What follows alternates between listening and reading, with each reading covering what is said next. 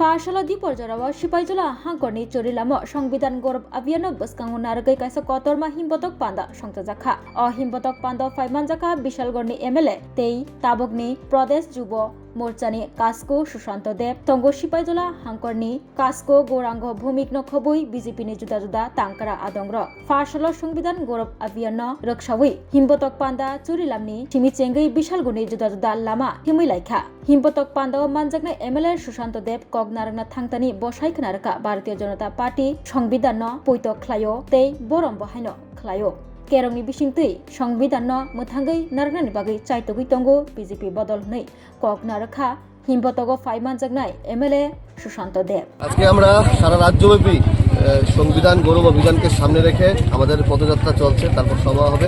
তো আজকে সিপাহীজলা জেলার উত্তর অংশের উদ্যোগে আমরা চরিলাম বিধানসভা এলাকায় এই অভিযান করছি। আমরা সংবিধানকে ভালোবাসি, সংবিধান রক্ষার্থে আমরা কাজ করে যাচ্ছি। এই কংগ্রেসের যে প্রভাবনটা সংবিধানকে নিয়ে, তার বিরুদ্ধেই আমাদের এই অভিযান চলছে। আমরা চরিলাম বাজার পরিক্রমা করে এই যাত্রা শেষ হবে।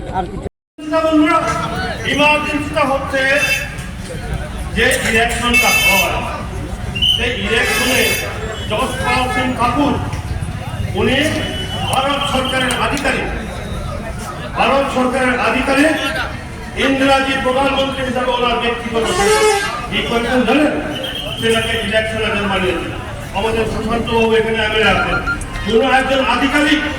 আমাদের ত্রিপুরা সিভিল সার্ভিস অফিসার আছেন, আইএস অফিসার আছেন, তারা কি কোনো সেই আধিকারিক কোনো ক্যান্ডিডেটের আপনার ইলেকশন হতে পারে? যার কারণে সেখানে এলাহাবাদ হাইকোর্টে মামলা হয়, সেই মামলায় বলেছে সেটা বেআইনি, ইন্দিরাজির নির্বাচন সেটা বৈধ নয়, অবৈধ।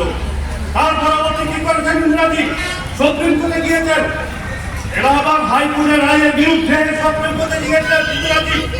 সেদিন 12 জুন 1975 এলাহাবাদ হাইকোর্টের সিনহা দোষী সাব্যস্ত করেছেন 12 জুন 1975 ইংরেজি।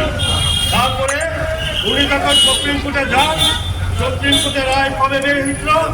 24 জুন 1975 এলাহাবাদ হাইকোর্ট যে রায় দিয়েছিলেন, সেই রায়কে বহাল রেখে সুপ্রিম কোর্ট 25 জানুয়ারি 25 জুন দিল্লিতে জয় প্রকাশ নারায়ণের নেতৃত্বে ইন্দিরা স্বাদে ভরা ঘিয়ের সুবাস লংতরায়, কি ভালো খেতে।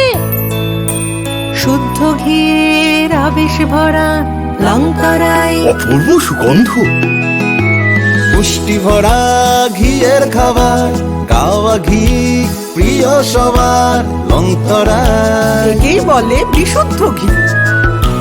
বিশুদ্ধ ঘি নাম মনে রেখো লংতরায়। লংতরাই ঘি রোজ খাবারে তোমাকে চাই। লংতরাই।